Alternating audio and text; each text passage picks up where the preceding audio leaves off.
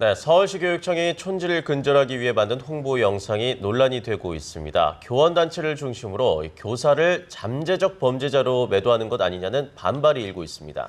수십 년이 지나도 끊이지 않는 촌지 논란, 최영일 시사평론가와 짚어보겠습니다. 어서 오세요. 안녕하십니까. 네, 서울시 교육청이 만든 영상인데 어떤 내용이길래 이런 반발이 있습니까? 영상이 뭐 그렇게 대단한 건 아니에요. 이게 일종의 홍보 영상이기 때문에 짤막하고요. 그리고 이것을 대중들에게 공개하는 용도는 아닙니다. 일선 학교에서 선생님들이 보고 촌지에 대해서 이렇게 서울교육청이 강력하게 처벌한다, 단속한다. 그것을 좀 주지하고 있으라는 의미의 이제 영상인데요. 지금 이제 화면에 나오고 있네요. 그래도 저것을 이제 대중들이 볼 수 있기 때문에 요즘에 뭐 영상 하나가 공개되면 특정한 대상을 용도로 맞춰 만든다 하더라도 이미 다 유튜브라든가 이런 데 공개되지 않습니까? 그렇죠. 근데 문제는 저것이 좀 시대착오적으로 한 7, 80년대의 분위기로 너무 좀 마치 이제 간첩신고 113 이러던 시절의 느낌이에요. 그래서 촌지를 주고받는 것. 하염없이 교실에서 어린 이제 여학생이 울고 있고 그다음에 이제 부모와 선생님으로 추정되는 두 인물이 몰래 촌지를 이제 주고받으면서 담합하는 모습을 좀 야비하게 그려놔서 촌지뿐 아니라 일반 교사들을 조금 이렇게 좀 늑대화한 게 아니냐 이런 좀 이제 이 비판들이 많습니다. 그런데 그 비판도 다 공개가 된 마당이니까 일리는 있어요. 그래서 이왕 촌지 근절에 대해서 강한 의지를 교육청이 표명하더라도 저것을 좀 세련되게 만들 수 없겠는가 하는 아쉬움이 남는 것이 예를 들면 이제 저 같은 경우에는 이 모든 대학에서 강의하는 강사나 교수들은 이 웹사이트에 들어가서 성희롱 방지 교육을 받습니다. 그럼에도 불구하고 요즘 교수사회 성추행, 성희롱이 많이 나오고 있죠. 봤는데 그 영상들이 굉장히 잘 만들어져 있어요. 교육용 영상 혹은 또 홍보 영상들이. 또 기업체에서도 1년에 몇 차례 성희롱 근절 교육을 하게 돼 있는데 대체로 영상 교육을 해요. 외부로도 보게 되지만 또 강당에 모아앉혀놓고 영화를 틀어주기도 하는데 과거에는 이게 무슨 사랑과 전쟁처럼 치정극인가 할 정도로 조악했는데 최근에는 그것이 영상 세련도가 높아져서 메시지도 내용이 있고 명확하게 이제 문제를 알려줍니다. 근데 지금 어찌 보면 좀 교육청의 홍보 영상을 제작하는 수준이 많이 좀 이 품질이 떨어져 있었던 것이 우선 1차적인 원인인 것 같습니다. 사실 촌지 논란, 교육계에서 뭐 어제 오늘 일은 아니잖아요. 그렇기 때문에 대책을 내놓고 저런 동영상을 만들기 이전에 어떤 교사들 스스로의 자정 노력이 선행돼야 되지 않았을까 하는 비판도 있던데요. 그러니까 문제는 지금도 촌지가 실제로 주고받아지고 있고 또 촌지를 주고받을 가능성이 있다라고 하는 것이 문제죠. 근데 제가 초등학교 시절부터 촌지 문제가 뭐 저희 때는 그때 이제 이 속어로 와이러라고 이제 흔히 불렀는데 요즘은 촌지라고 다 이제 쓰고 있죠. 그런데 이제 두 아이의 학부모가 돼 있는 지금까지도 제가 학생일 때부터 이제 학부모가 됐을 때까지 뭐 손주 손녀가 이제 학교 다닐 때까지도 촌지 문제는 계속 있을 것 같은데 과거와 현재 대비 얼만큼 줄었는지 또 얼만큼 상존하고 있는지 그게 왜 문제가 터지는지를 차라리 교육청에서 좀 유형별 통계 자료를 잘해서 요즘엔 또 인포그래픽이라고 하는 좋은 방식이 있거든요. 그래서 이제 정보를 담아서 그것을 잘 구성해서 스토리텔링을 한 영상으로 예를 들면 촌지를 준 경우가 어느 정도 발생하고 있다. 이걸 우리가 근절해야 한다. 그래서 촌지를 받던 선생님이 개과천선하여 촌지를 받지 않는 이런 스토리텔링의 영상을 보여주면 네거티브에서 포지티브로 가는 방향을 보여주는데 지금 영상은 네거티브만 달고 있다 보니까 그럼 어느 정도 촌지가 실제로 주고받아지는지 교사나 학부모에게는 정보 전달이 안 되거든요. 근데 지금 있다고 뭐 알고 있고 듣고 있습니다. 하지만 과거에 비해서는 또 확실히 나아진 게 사실이거든요. 자존자경이 없었다. 더 촌지가 남발하고 있다. 이런 문제지만 촌지 문화는 어쨌든 줄어들고 있고 근절돼 가고 있습니다. 지금 저도 이제 선생님들을 가끔 아이 선생님을 만나면 깜짝 놀라게 되는 게 굉장히 좋은 선생님들이 정말 그런 부정의 여지가 없도록 하기 위해서 학부모들에게 계속 워닝을 하면서 철저하게 자기 관리를 한 선생님들을 많이 봬요. 또 그렇지 않은 선생님들도 어쩌다 있지만 그 정도와 수준의 문제에 있어서는 학부모가 과거에는 강압을 받는다 느꼈다면 지금은 충분히 정중히 거절할 수 있는 정도예요. 그리고 그게 알려지면 교사는 이제 징계를 받는 거죠. 지금 교육청에서 잘하고 있다고 보여지는 거 하나는 완전히 근절하기 위한 노력으로 지금 김영란법이 많이 문제가 됐지 않았습니까? 사립학교 교직원이 다 들어가지 않았습니까? 내년 9월 이후에 시행되거든요. 근데 김영란법보다 더 엄격하게 하겠다. 김영란법은 최소한 뭐 100만 원 이상의 이제 이 금품, 거의 뇌물성은 이제 차치하고라도 3만 원 이상의 이제 식사만 대접해도 문제가 되거든요. 선물도 그렇고. 근데 교육청은 지금 10,000원만 넘으면 엄중하게 처벌하겠다 이런 얘기예요. 그러니까 더 강화됐다는 점에서는 학부모들이 박수 쳐줄만 합니다. 근데 문제는 그것을 이 학부모에게 또 교사에게, 일선 교사에게 또 간접적으로 학생들에게 전달되는 측면에서 커뮤니케이션이 많이 미숙했다라고 하는 문제를 짚을 수가 있겠고요. 그 의지는 좋다. 문제는 그것을 어떻게 실현되게 하겠는지 우선 소통의 방식과 그 적용의 방법론을 조금 더 정교하고 쉽게 또 세련된 방식으로 잘 전달해달라 이런 숙제가 남아있다고 볼 수 있겠습니다. 네. 뭐 이 영상을 보고 이제 화를 내시는 교사분들도 있는데 반대로 뭐 안 받으면 되지 않냐 이런 말을 하시는 분들도 계시더라고요. 그렇죠. 그러니까 사실은 촌지를 없애면 되는 거 아니냐? 네네. 없애야죠. 그러자고 하는 것이고 거기에 대해서는 이 영상에 대해서 비판하는 교사, 학부모 또는 이 교육계와 일반 이 국민들조차도 그 정신과 취지에 반하는 분은 저는 거의 없을 거라고 봅니다. 혹시 정말 검은 마음이 있는 극소수를 뺀다면. 근데 영상의 문제는 이게 바로 우리가 흔히 이야기하는 일반화의 오류예요. 그렇죠. 그러니까 일부 소수 촌지를 받고자 하는 나쁜 선생님, 나쁜 교사들을 전체 교사에게 의혹 있게 눈길을 보낸다고 하는 거.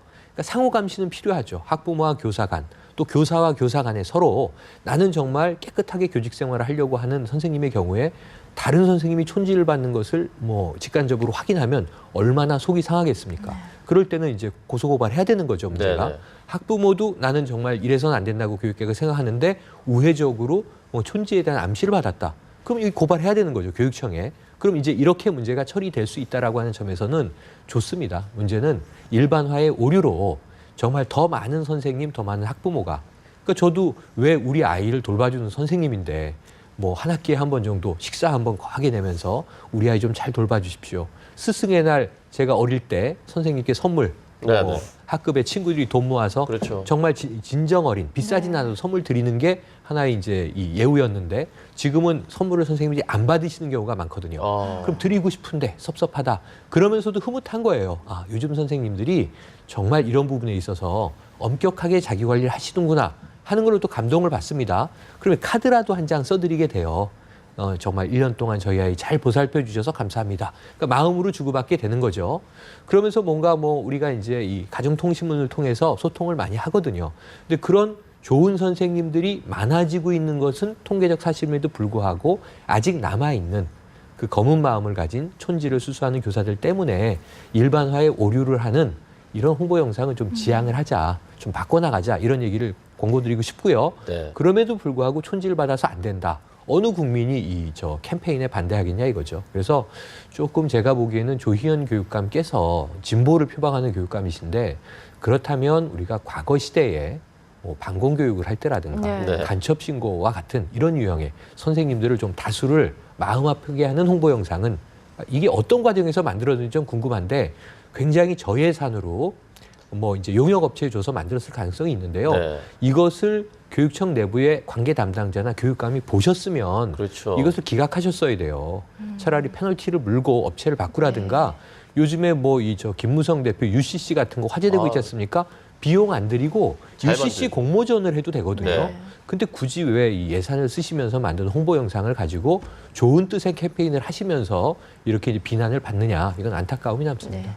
말씀하신 동영상도 그렇지만 또 교사들 입장에서는 일부의 문제인데 모두가 다 그런 것처럼 어떤 대책을 내놨는데 신고하면 보상금 1억 원을 주겠다. 맞습니다. 이런 부분도 조금 문제가 되고 있는 것 이게 같아요. 우리 사회에서 다른 영역에서는 흔히 벌어지는 문제인데요. 연예계에서 시작됐던 이제 파파라치, 유명인 사진을 찍어서 심지어 사진을 찍고 뭐 소장용이면 모릅니다. 하지만 그것을 유포시켜서 명예를 훼손시키거나 혹은 금품을 요구하거나 이런 악질적인 이제 사진을 이용한 이제 고발을 빙자한 이제 이 나쁜 사람들이죠.